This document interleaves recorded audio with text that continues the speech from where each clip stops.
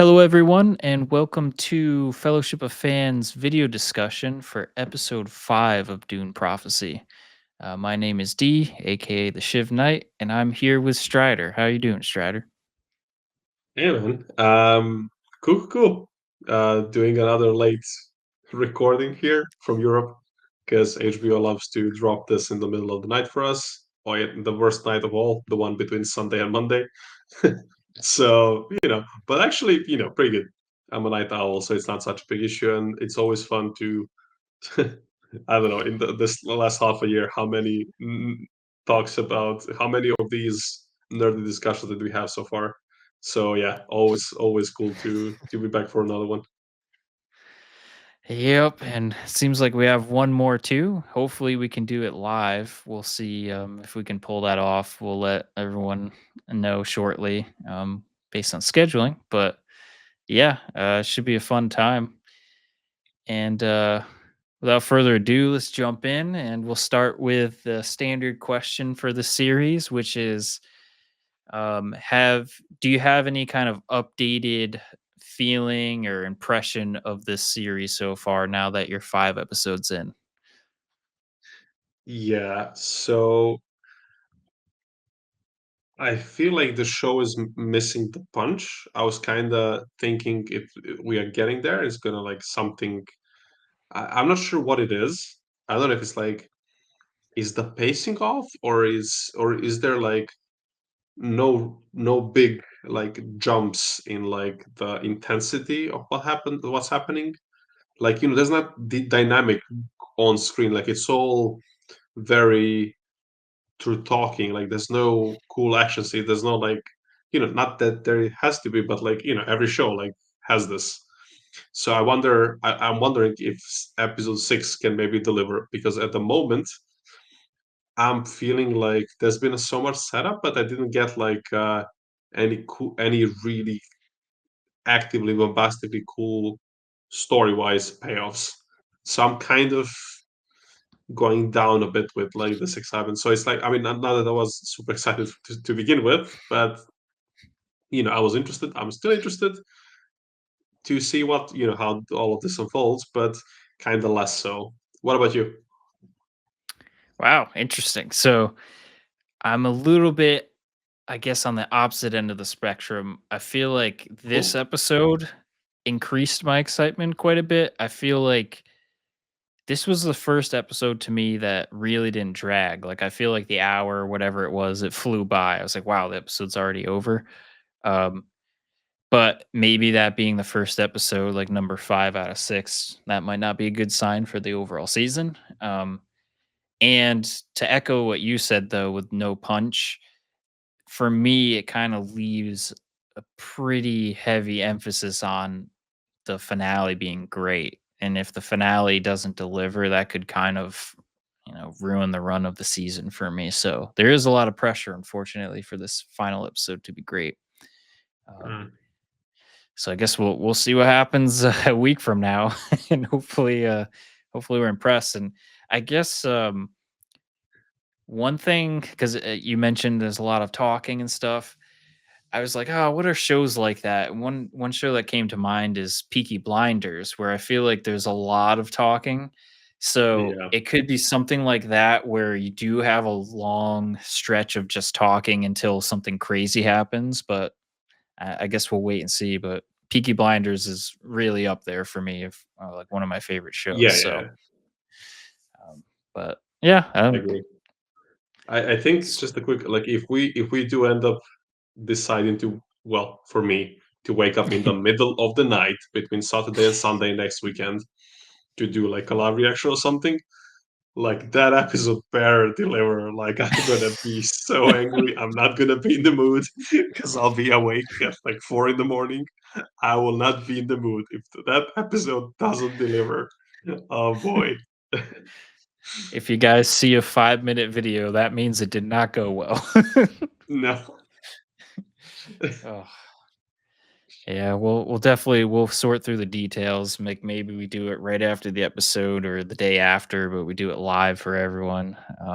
But if anyone has any preference in the comments, let us know. I know the series right now isn't very popular on Fellowship of Fans. But if you're discovering the video, you want to have interaction after the finale, definitely let us know because we are looking.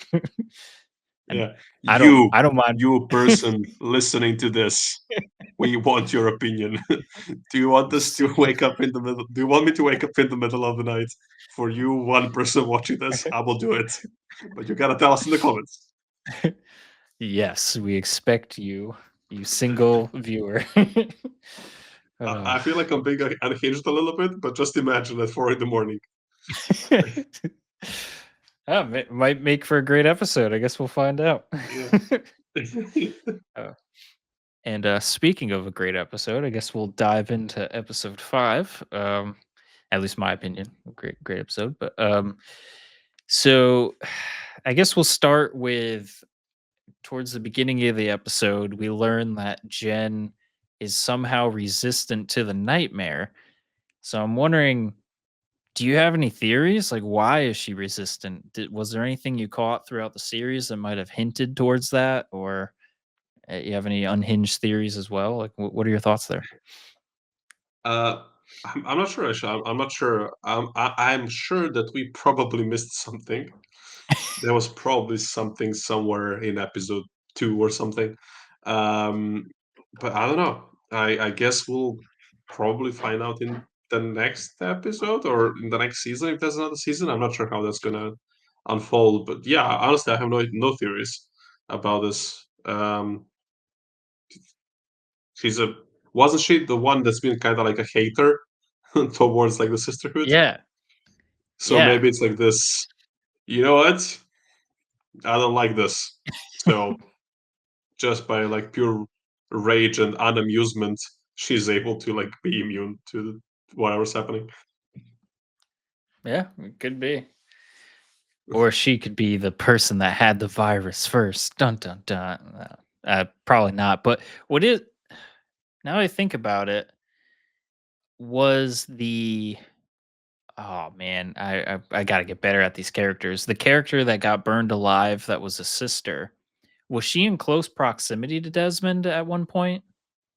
Like, was she on the planet and then she came back and then burned alive? Yeah, yeah. I think they were. I think it's Sister Kasha, and I also forgot her name. Only remembered it when I was watching this episode just like 2 hours ago. Okay. So yeah, I think she was. I think she met him at some point.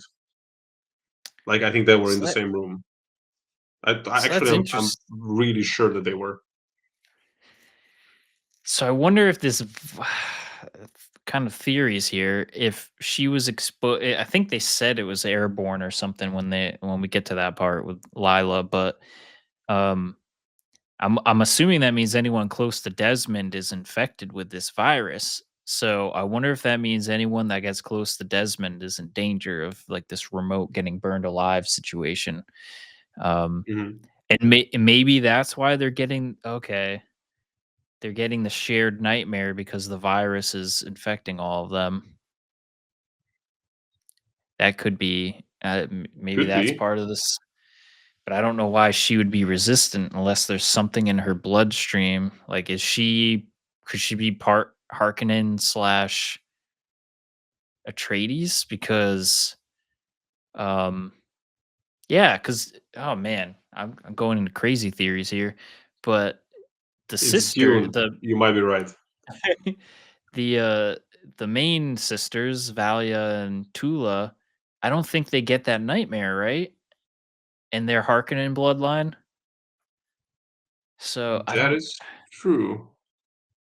So it could be something there. I don't know. Well, I guess Could be, could in the be. in the But just to comments. confirm, this is yeah, guys in the people in the comments, if you all 5 of you, if you want to share your theories, please do. But yeah, just to confirm, they were in the same room. That's Sister Kasha over there, and that's Desmond in the first episode. Gotcha. All right. So, and if she's infected, that most likely means the emperor's infected too. So maybe Mm. that's a way of But Desmond playing him like a puppet. yeah, who knows? Hmm. All right, Maybe we figure it out we in the got next some episode. theories brewing. um, and then from there, from that scene, we kind of learn that Haro goes to Desmond to kind of apologize and bring his tail between his legs to say like, "Oh, I didn't mean to do that. Like, spare me," kind of thing. Mhm. And as the scene played out, I was actually like the show got me because like his character is so like played kind of sleazy and vengeful that I was like, oh yeah, this makes sense why he would go against his own family. But turns out it was all part of Valia's plot, which was surprising to me. Did that surprise you at all, or were you catching on early on? You're like, oh, this is the sisterhood.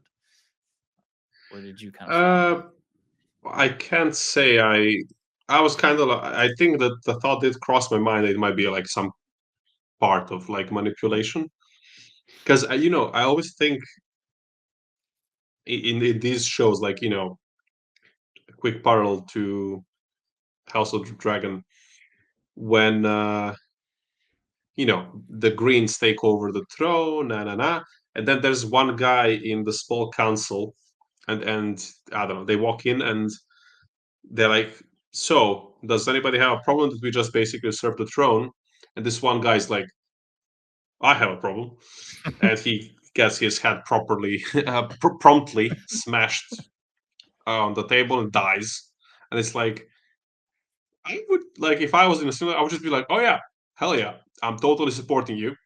Yep, let's f the other king. I'm totally with you." Or in this case, "Oh yeah, f Valia, she's the worst." Blah blah blah. And I would just be depending who my if I'm actually loyal to this other person, I'll be like, "Yeah, yeah, yeah, get out of there," and then just never come back.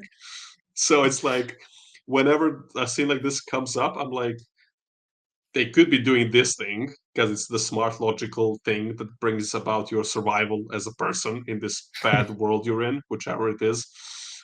So I was like, the thought did cross my mind, but I do think like the actor playing Harrow, I think he is I think he's doing a really good job like of Yeah. playing this type of character. So I was like, it could be.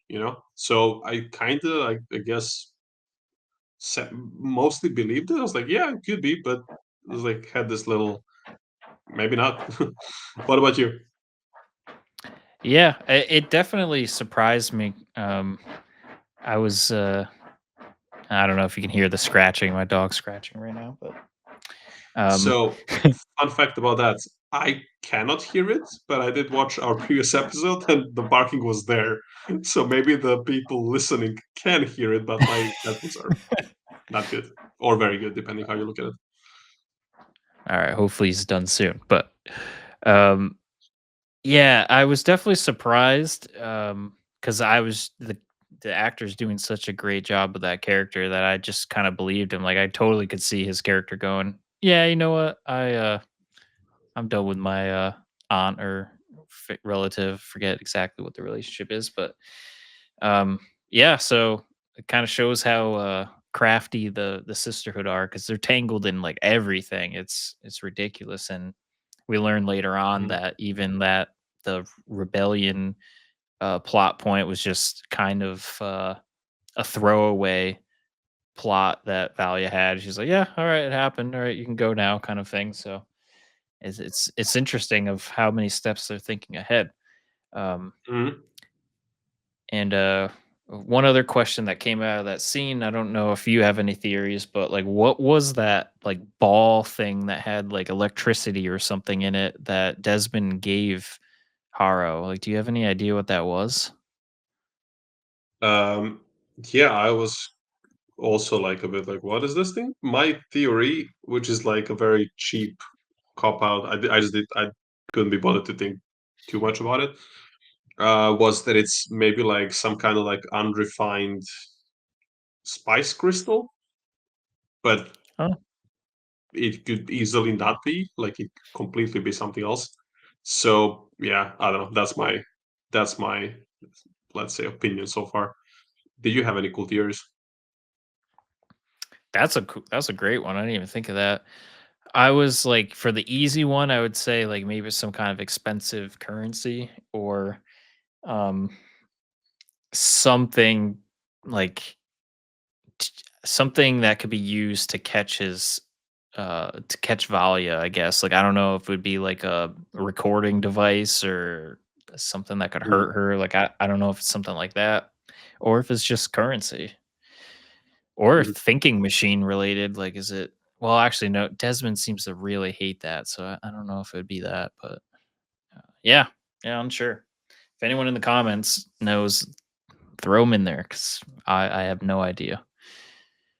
Um, and then from there, we another quick plot point was Francesca was introduced, and we learned throughout the episode that she's imprinted on the Emperor. And if people don't really remember that um, concept in the Dune world, I'm definitely not an expert, but I remember in the movies, there was especially I think it was Dune Part Two with what is his name? Andrew is it Andrew Butler? Austin And Butler. Austin Butler. There we go. Austin And the Butler's character character. is Fade Rotha. There, there we go. Yeah, That's when brilliant. his character was getting pursued by the Sisterhood, and they were trying to imprint on him, if I remember correctly. They were trying to get intimate with him so they could control him. So imprinting's used by the Sisterhood as an act of intimacy to control their target, basically. So it's interesting now to know that Francesca's imprinted on the emperor and they share a son, right? Which is Constantine. I don't know. Do you know if Nez is the daughter of her as well, or is Nez related to the second? Because they I look similar. I I think both of them are her kids. Gotcha. So I that think that's showing that. because there is that moment when they say when she says to her son, "You were born to protect your sister." So it feels like Yep. you know it's a it's a whole thing. Yeah. So that means the sisterhood is pretty dang close to controlling the Imperium because if his son's next in line and has the bloodline of the sisterhood, like there's a good chance that there could be some closeness. But it seems like at least in the short term, another plot point we learned in this episode is Constantine jumping ahead a bit, but maybe we'll circle back. But he ends up getting control of the fleet, which is what Valia wanted. It seemed like earlier in the episode. So it seems like they Mm. are sisterhood's kind of winning a bunch of plots and controlling more and more. Um, but just kind of circling back because that was kind of a step forward. Um, from then, we kind of get the scene with Lila, Tula, um, Jen, and Sextra, where she gets Lila gets controlled by Raquela through this spice reanimation, whatever the heck's going on with her, and she kind of looks at the blood sample of Desmond Hart, and they find out that there's a virus associated with him, and it sounds like the virus is also related to. I was just thinking because now I'm like, was that what they were analyzing, or were they just looking at the blood of the sister that died? Is that So I think they were looking. I mean, I think they were looking at all of it, and they found this virus, and then they also analyzed his blood, yeah, like to determine the bloodlines. So they found yep, this weird virus, and they found out that he is half Harkonnen, half Atreides. yep. Yep. So we'll get to that the big reveal shortly, but for the virus, do you have any theories on the virus itself or the origins of the virus? So, well, on the origins, I was thinking I have no idea how that would fit, but I was thinking that it could be something from the thinking machine. I mean, they did mention it's from thinking machines. Think that they created it. So I mean, this is kind of I guess the origin. So how he got it, will be the interesting part if we can learn how why he has that. So yeah, I mean, I guess that yeah, I don't have any particular theories about it, but that's the interesting thing that it's like the origin is kind of from the thinking machines. Wow. Huh. I wonder how that relates to Shai Hulud because it seems like he gets this Yeah, virus after getting that's wild. swallowed or something. But yeah. Huh. Maybe we find out next episode. um, moving on. So we'll get to the big reveal towards the end, but I think there's one. Yeah, there's one or two more things in between. So we get the spice scene where um, Desmond takes a bunch of his army or police. I don't know exactly what they're called, but he brings a bunch of them to the underground. Goes to Michaela's bar slash dance club slash spice trade area, and they get into a bit of a detective situation where you have Carrion placing explosives in the basement while Desmond's interrogates Michaela. They end up blowing up the building and killing people in between that. And Karen discovers that Michaela is part of the sisterhood through the knife she shows. Um, from that, it kind of it sets up an interesting potential storyline in the future because at the end of it, Valia basically says, "All right, your work with the sisterhood is kind of done in this sense, so you can go to Arrakis." Do you have any theories on what she could potentially be doing in Arrakis? Slash, do you foresee her regrouping with Kyrian at some point later on in the future? Honestly, I don't know. I'm also curious. Is this going somewhere? Maybe it's some setup for season two if there's a season two. Um, That no, I don't think I have any particular theories. Like maybe they get reunited somehow, but I guess we'll. I don't think so. I wouldn't say that she would get like if I had to make a bet, I would say they wouldn't see each other again because I feel like Kieran is going to go who knows where. But I feel like he's gonna go wherever he is. He will be going. He will probably not be going to Arrakis. So, and one of them will probably die or something. So, or both. I could see if I had to guess, I could see something and maybe they kind of retire the Michaela character for a bit and Mhm, somehow they bring her back. Like maybe there's a reason why everyone has to go to Arrakis, and then she kind of messes with the plot with Kieran if he ends up going or something. Like I could see something like that where it's like, oh, they reunite, and she was like about to assassinate him, but realizes Karen, and then everything gets all like they go back to being friends or something. I don't know. I don't know. Rambling, but I could see something like that happening. Um, mhm. but then from there, I guess before we get to the bigger reveal, do you have any theories or implications you can foresee of Constantine becoming the fleet commander? And some background there is Valia was actually talking about wanting that earlier in this episode, and with his ties to Francesca, his mom being part of the sisterhood, his sister potentially Mm. going to the sisterhood. Do you see that being yeah, where do you see that going? Any theories there? I feel like it might lead to a major. Um, I mean, I don't think we're gonna. I don't think the channel is gonna earn any money from this video, so I think it's going towards a major screw up.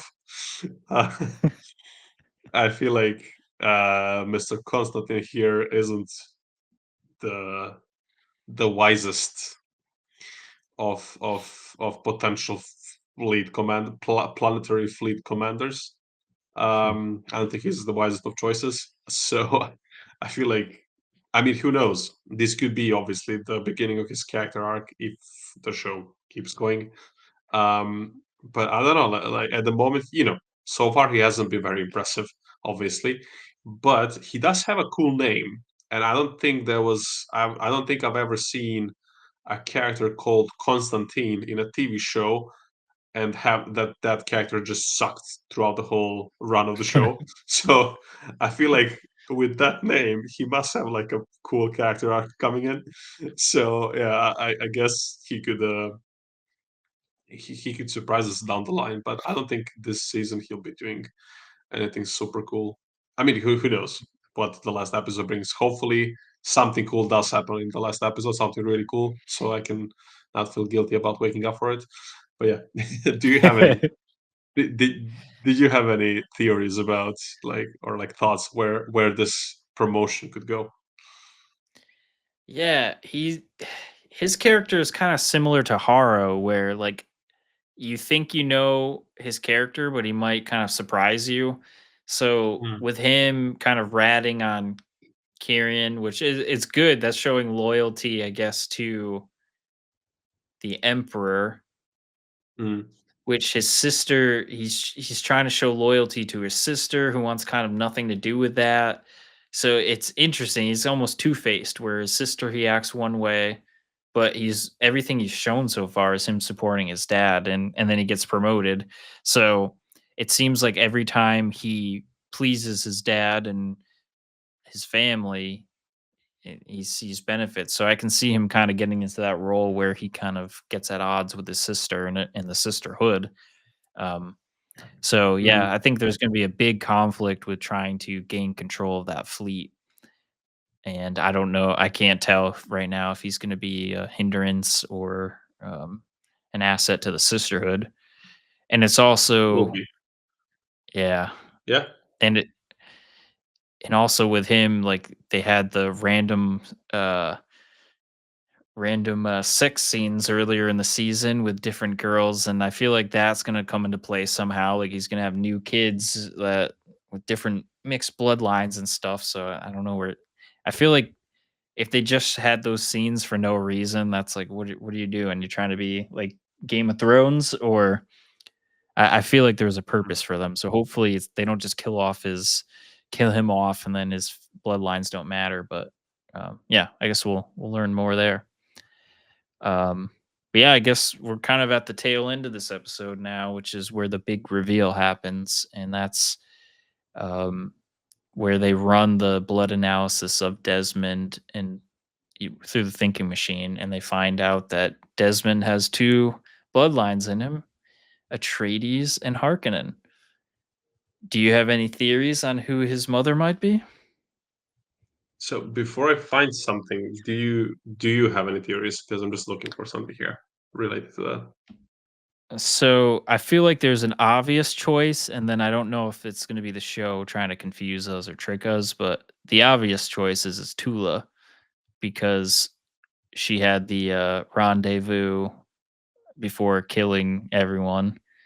So there's potential that she had the kid, and then they had to let her go. In the dialogue, they basically said that I think they said that his mother was part of the sisterhood, and he was abandoned. Um, Mhm. So I think it's Tula, unless they're trying to do some kind of bait and switch, and it's somehow some other character entirely. But I'm so confused right now that they will be able to trick me because I don't know. Is there any other character that has who's a Harkonnen that messed with an Atreides in the past? I don't know. How about you? Uh, so wait, I'm trying. I still have not found the photo I was looking for. Okay, I do have it.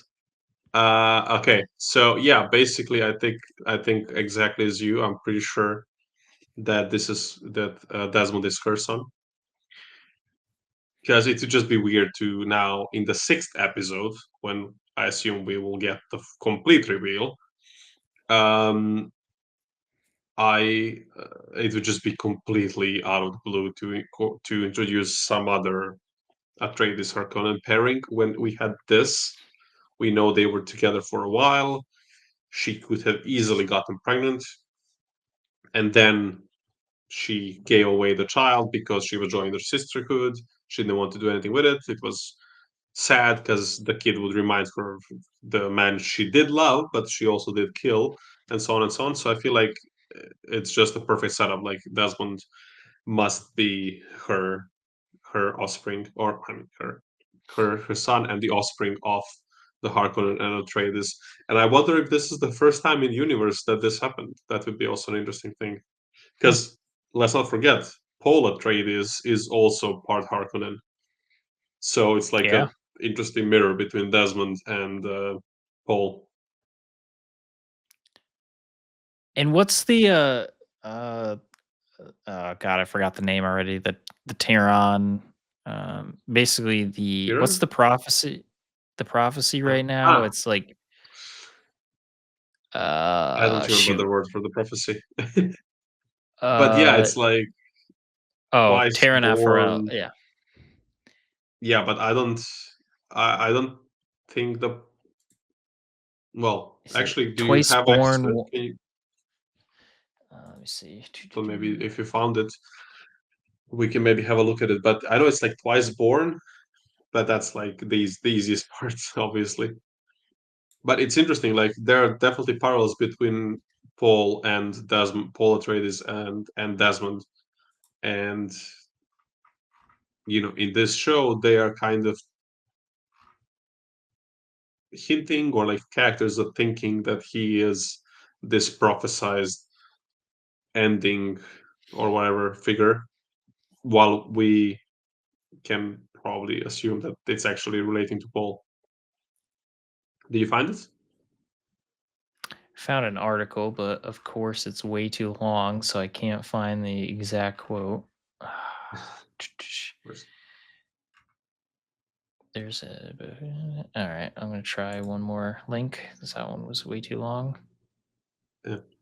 But yeah, anyway, we are very interested to learn about this. So if anybody has watched this video and has gotten this far, if you have any of your thoughts on this, like it's please do share. We like to read those. So, and you might relieve some stress from us from trying to figure it out. Um, so yeah, I'm also curious, and I just wonder like what is the end game here? Um, yeah, like what is the end game of this season? Ah, Like, is it gonna end on a cliffhanger, or are we going to like a particular point? Did you get it? yeah. The key to the reckoning is one born twice, once in blood, once in spice. A revenant full of scars, a weapon born of war on a path too short. A On a path? weapon born, yeah, on a path too short. Once in blood, once in spice. You could make arguments that Paul still does fit this, because he does have some kind of scars, I assume. Even if it's like emotional scars or whatever, you know. But it does at the moment. It really does fit with Desmond. So maybe this prophecy, whatever happens in the next episode or in the rest of the show, might lead to this other thing Hmm. that leads to this main prophecy of Kwisatz Haderach. Yeah. Yeah, I agree. Yeah, I'm hoping like yeah, there's some kind of I hope there's like some depth in this riddle, like once in blood, once in spice. Like I think you can take it literally as someone being born Yeah. twice, or is it like the bloodline is born twice, like a Harkonnen? Like is Desmond the firstborn, Atreides Ooh. and Harkonnen, and then Paul is the second born. And the thing I don't get is born once in blood, once in spice. Like, is Desmond somehow related to blood, and then Paul Atreides is related to spice? So I guess he did have to Hmm. go to the. Oh, this is okay. We're in crazy late night territory here. All right. Let's go. Once. once in blood, once in spice. Desmond has to go to Arrakis for war, blood. Paul has to go to Arrakis for spice. I don't know. Probably too crazy, but eh, yeah, I it's a think stretch. I think could you send me in the chat just so I have it in front of me as well? Yep. Thanks. I think the prophecy could relate to both in a way. Like I think it might even be intentionally so that it can kind of be for both because like I could make this prophecy fit both of them basically. Okay, the key to the reckoning is who? The one born twice, once in blood. You could say we are all born in blood. Once in spice, Desmond. We don't know what, but something did happen with Oh yeah, the Shai Hulud. Shai-Hulud. So he was like I guess swallowed by it. So that's one thing that happens. Then, so I was trying to find the He, picture he of is full of Desmond. scars. He is full of scars. He is a weapon of war. Like he was a soldier. So that also fits. He's a revenant. A revenant is one who comes kind of from the dead, which is what happened to him in a way. On a path too short, meaning he'll die fast. So he'll do whatever he's doing, he'll die fast. But you can also make this argument for Paul, one born twice again, born in blood and then born in spice once he takes the spice. A revenant full of scars. The scars bit is a bit harder, but you could argue that he is a scarred persona at least. But I'm sure he Hmm. also has some physical scars with all the stuff he went through, especially as he's fighting with the Fremen against the Harkonnens. That takes a while. Um, okay, born in spice. I said that. A weapon born of war. So he. Oh yeah, born in spice. Sorry, born in spice. He goes takes the spice. He unlocks all this stuff and is kind of reborn. He becomes a different person basically. And a weapon born of war. He was, um, he was leading a war basically. He becomes a weapon throughout it in a way. You could argue, you could define it like that. On a path too short, I don't know what is Paul's fate, but the word path is interesting because this is kind of spoilers for like the future of Dune movies. Um, the so basically, Paul and then his son, Little the second, will both of them will through tyranny and merciless rule, as far as I know, will they're trying to bring humanity on. Wait for it, a golden path. So I don't know if the word path, like that's how it's called, golden path. This, which is like this ideal timeline for the humanity. So I don't know if this is like also intentional word path here. Hmm. Yeah, and then maybe Paul isn't able to because he's not exactly Kwisatz Haderach. I think his son is actually the real one. So maybe Paul doesn't have the lifespan or whatever to completely. I mean, I went now in a deep end to like explain the prophecy, but one could make it work for both of them, and maybe it does work for both of them. And maybe you're also right. Maybe one of them is also maybe like it is the one that's born twice also means that this person is kind of born twice. And as in Desmond is born and then he's born twice in blood, once in spice. And then also the second time this person arrives is also Paul. I don't know. I mean, I'm kind of now going into all the, but yeah, that's the thing with prophecies. You can try to twist them around the way you want. Yeah. Yeah, I guess we'll have to see where it shakes out. Hopefully next episode, or at least gives us a little bit to munch on, uh, if they're gonna do a cliffhanger, and I'd be curious if they're gonna do season 2 because it's strange that they only picked to do 6 episodes. It's a pretty short season, but I hope there's more. I think I like it enough where I want more. This isn't like a show where I'm like, "Oh, I hate it, and I don't need to see it again." Like, I've been interested, I've been invested, so hopefully we get more. I do agree with that.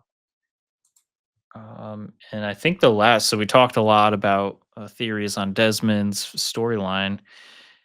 The last bit really is just, if you have any theories on how Natalia is gonna come into play in all this, because they show her basically kissing him at the end. I don't know if they had some history there or yeah, I don't know. Do you have any theories with her? I'm gonna look up her character bio while you, answer just in case there's a hint.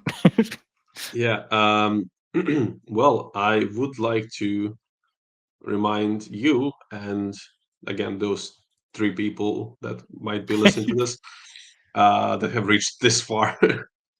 um, if in the previous episode, I said that Desmond and his role in the court remind me of Rasputin and the Russian emperor and so on and so on. And well, the funny thing about Rasputin, there was also a rumor that the queen was actually sleeping with him, or like not the queen, the empress was also sleeping with Rasputin, while also Rasputin was leading the emperor towards this, well, as they say in this episode, towards more despotic kind of rule. So I feel like Desmond, in many ways, is really taking off a lot of boxes here regarding Rasputin, including now the fact that he has a thing going on with the Empress. Um, but who can blame him? He is Ragnar Lothbrok. He looks great. She is also absolutely stunning. So it's a perfect pairing. Um, but yeah, I don't know where this is going, and like it was kind of intriguing because she says that the sisterhood kind of took her chance away. She was supposed to like bring worlds in the empire and I don't know, do some lead them I don't know where. So it's like, who is she? Like, is there more than we have seen so far? But again, it's like there's a lot of stuff that we need to discover in the last episode if this is going to be the last episode. So I'm not sure. It's very interesting to think about that. But We gotta make a correction to the okay, record too. Um, okay. so Empress Natalia is the mother of Princess Nez. Yeah. So she Oh, is, and interesting. it's so there might be something more to that storyline then of why would Francesca say that she needed Constantine to protect the sister. So does that mean the sister's older than him? I kind of always looked at her as being younger than her brother, but maybe she's older. It doesn't really say in this article, at least, but yeah. Yeah. So if the Empress was also at some point connected with the sisterhood, it could be then some kind of a plan to have two children from different mothers or something. Sisterhood would, they do what they think they should do. So who knows? I guess that is very interesting that she is Nez's mother. I Hmm. didn't expect that. And like I looked at a couple of articles because I was trying to figure out like who her family is, and it's doesn't seem to be readily available. But the description a lot of people used in like articles for her is this quote: "A formidable royal who united thousands of worlds in her marriage to Emperor Carino." So she comes from Ah, a okay. powerful family. So yeah, yeah. There could be. I'm assuming there's going to be some craziness with her character arc going forward now that she's getting closer to Desmond. So yeah, Mm. I guess. Oh, yep. Sorry. No, no, I just Oh, agreed. agreed. Um, I could see why people were giving like reviews early on saying they're confused with this show. There's a lot of characters, and Yeah, I could see where the confusion comes from because it's almost like every character is two faced. It's like they could be going this way or the other way. They're a bit of a mystery. Um, so I get that confusion, but I feel like by episode 5 now, I'm starting to get the lay of the land, which I feel like Game of Thrones can be like that. There's some I forgot, like I started watching one of the seasons and I like completely forgot half the characters and I was like, oh man. So I think good shows, you're introducing a lot of characters. It does get confusing. Yes, yeah, maybe they could have made the sisters slightly more I guess unique. unique, yeah, but I am having trouble remembering the sisters' names because they don't really have a lot of speaking lines, it seems like, so I keep forgetting Yeah. them, but, um, I mean, I think it's also yeah, because it's just the amount of screen time is just so short when you think about it, like, yeah, with how many characters you have. So I think, I mean, I don't think we should be blamed for not remembering the names. yeah, but it's definitely, I feel like, yeah, episode 5 now, I feel like I do have a solid ground. They I guess this was technically the first episode of introducing older Francesca, but she was featured as a younger one earlier on. But I honestly forgot about her until I read an article. I was like, oh my God, they featured her already. So I bet if we went back and watched those episodes, there might be some hints in there of like what her future is going to be. But yeah, I feel like, yeah, it might be confusing the first watch, but it gives you a great rewatch. So if I went to rewatch this show, I'm going to pick up on things 100% next viewing, which Yeah, I think that's a great point. It does so have, like, at least one rewatch in it that is like, "Ah, yeah. okay, this is all the references, this is, okay, okay." Yeah, I Yeah, that's mean, a good there's point. a lot of shows that do that. Like one show, like if you haven't seen it, highly recommend it. But it's a comedy called Arrested Development. Um, they have jokes that they plant in the first episode, like, they'll have the punchline in the first episode, and you have to, like, go through the season, then rewatch it to get the punchline, like, there's some, like, really crafty jokes written in, I love that because you go and watch it gives you a great rewatchability where you get a payoff the next time you watch the show, so, yeah, I appreciate when things are a little bit more complex, and I probably mentioned it in previous streams, but one of my favorite movies outside of Lord of the Rings is Interstellar, and I remember coming out of the theater the first time watching it completely confused. But after 2, 3 viewings, it's now like I fully understand everything and, Mhm. love it even more. So yeah, hopefully it has that kind of rewatchability. I know we've been a part of other streams of other shows where we kind of guess characters' secrets early on, and then we're just waiting for the payoff to happen, and then it happens. And we're like, wow, we knew that episode one. So at least with this, I'm royally confused. So I'm not like on episode one going, yeah, this guy's that, he's gonna do that. Like I have no idea what's gonna happen. So it's always good.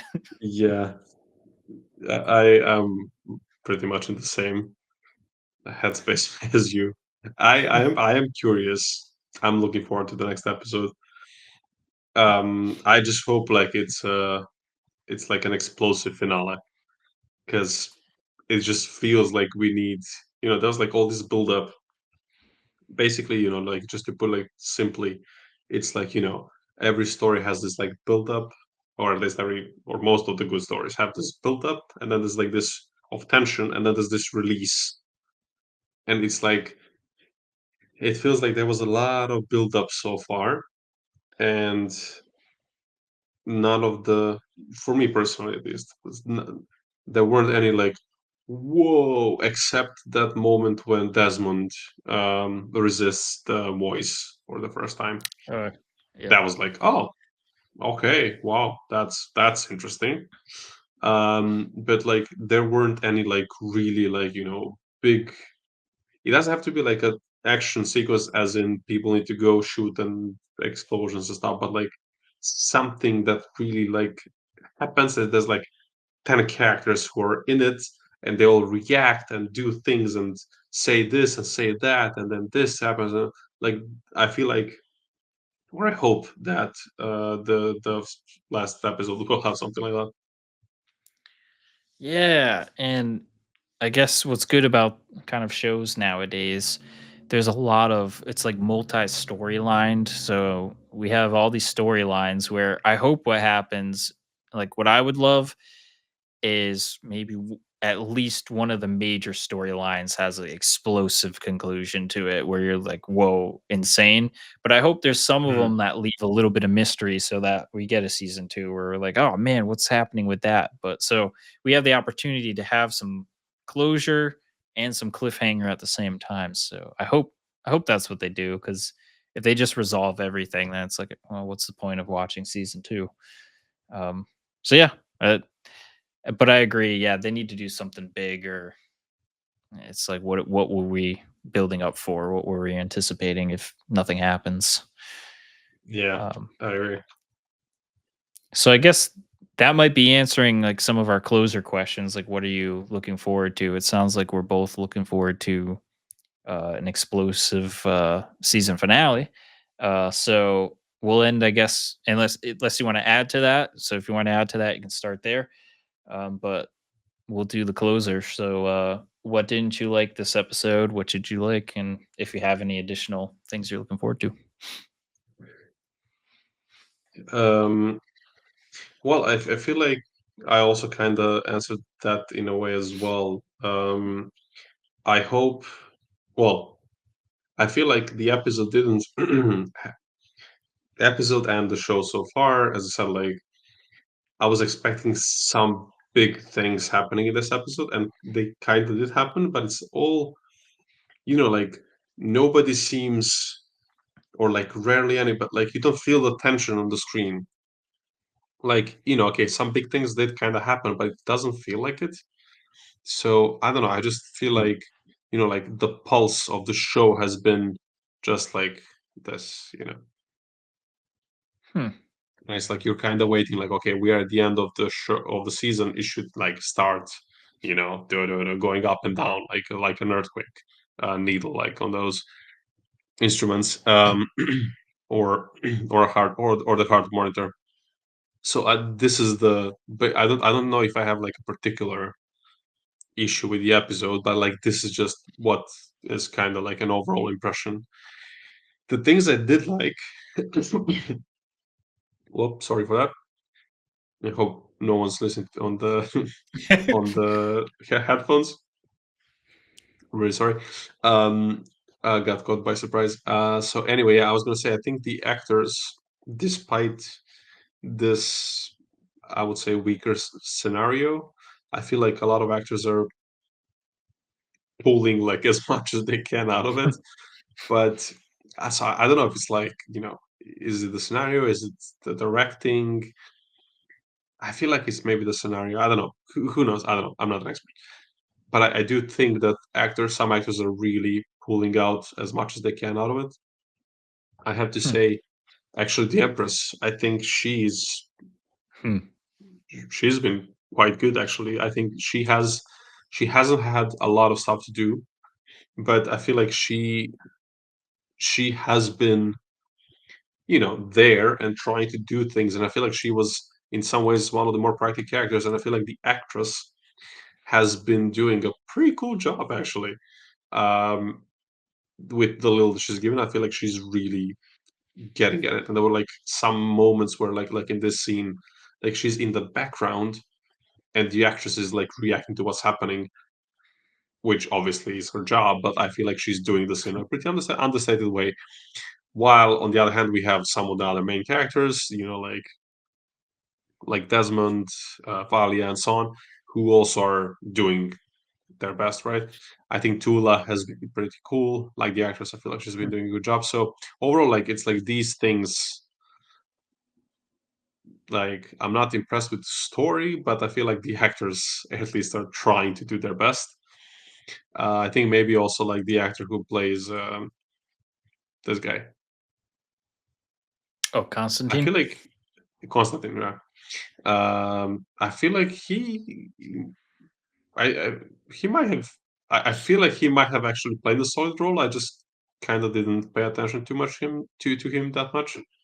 But I feel like in this episode, I kind of like started to like see more properly like Hmm. his character doing this, as you said, like going from here to here to here to here to here to here, and kind of like yeah, playing out all that. So yeah, and I'm looking forward to, and I'm hoping for a really cool finale. And I won't repeat it again for the third time. What about you? What did you dislike and really like? Yeah, so kind of reflecting on stuff you said. For this episode specifically, I don't think I had any like negatives, but like thinking at the season so far, like one thing jumped out to me. I don't know the one person watching if you're like, what the heck is wrong with you? But I, I don't really care for the Lila character in terms of like as much as I know I should. Like, I think the actress is great. Everything that's happening is great. It's just like I feel like they should have sat on her more being like a young sister in training, whatever, and like make you have more sympathy for her. So that way, when she went through the agony and got messed up, you like have more emotion for her. But like, I feel like we didn't sit with her enough for me to care. So like, oh, this girl was introduced. Oh, she got agonized. Oh, she's back. Like, I don't like I didn't really get an emotional response from that storyline, like, but That's fair. maybe the showrunners, like, kind of anticipated that, and they really just want you to see that, uh, Tula has a vulnerability with her, like, if that's all it is, great, like, they're depicting that. So maybe that'll be my small nitpick, for stuff I liked this episode, I made a mental note the second it happened. The intro to this episode was just amazing sound design wise and like visually. Like I don't like if you happen to have time, go back, rewatch just like literally like the first minute. It had like ships flying around in space, really well done. It had different landscapes and Mm, then the sound design was just amazing. So really well done. Like I made a joke in my head. I was just like, "Wow, did they just blow the entire season budget on this 1 minute?" Because it just felt so good to me. So yeah, if you guys have time, go back rewatch that first minute, or it might even been like 30 seconds. I don't know, but it was just really good. So props to that. I really like the pacing this episode. I think I mentioned it off the air, but I felt like this episode flew by. I didn't drag at all. Like I was like, wow, the episode's already over, and this was the first episode that I really felt that way. So they're either pacing or it's getting more interesting. I don't know what it is, but the I really mhm, liked how it played out. And then not to rehash, so but similar, like looking for, I'm hoping and rooting for a really solid finale. I'm hopeful for one. The only pessimism in me is, the people that got to watch the entire series and reviewed it, they kinda gave it a lackluster review, so I feel like either one, they rushed through 6 episodes, got really confused, and that's how they rated it, where we get a week to sit on it and digest it before watching the next episode, so I don't know if that's gonna help in our favor as, fans and viewers, but, um that the lower rating makes me a little nervous of like did they not stick the landing as much, but I guess mm. we'll find out in a week's time. So, um, yeah, with Yeah. that, oh, yep, Um, Sorry, you just reminded me actually of something. Just real quick, I also want to just give another shout out to this actress because I think she had, I think what might be the coolest line. I mean, I don't know. I don't know if this show invented this line. It might have been used before, but it really it was a really good line. She says to Kieran, "Don't um, don't think that you can become the man you're pretending to be." And it's just oh, like a cool yeah. line. It's just a cool line. And then he says, "What if that man is better than I am?" and then she says, "Especially then." And it's like I thought out that little dialogue was really cool. Whether it's earned, like it sounds really cool. I don't know if it's earned story wise and character wise, but I feel like the actress, also by the way, blue eyes with all this background, the like red costume, it looks so cool. And like her delivery of the line was really, really cool. Like, don't think that you can become the man you're pretending to be. It's just such a like multi-layered thing. So I thought that was really cool, and I just want to also real quick agree with you. I think the opening was actually really, really, really cool. But yeah, I think with this, um, those are also my finals. So if you want to close us off, Okay, to the point 0.5 viewer that is left, I just want to say thanks. If you have any comments, like we try to check them during the week, so we'll interact and we'd love to hear your thoughts and where you think the finale is going. Like if you have any theories of where you think the show's landing, let us know. We'll even shout you out if you happen to comment before the next video, or if we happen to organize it correctly and we do a live reaction. Feel free to join us, and we'll read all of our comments and interact. So yeah, well, we made it to episode 5 out of 6, so one more to go. And if you're kind of discovering these videos way after the season premieres, and I don't know, it's like 2025 summertime, you just discovered us, like, definitely comment if you want us to keep doing this because we have to look at the viewership to see if it's worth it. But I can say personally, I like the show. I like Strider. I don't mind getting on and talking to Strider. I So, like you too.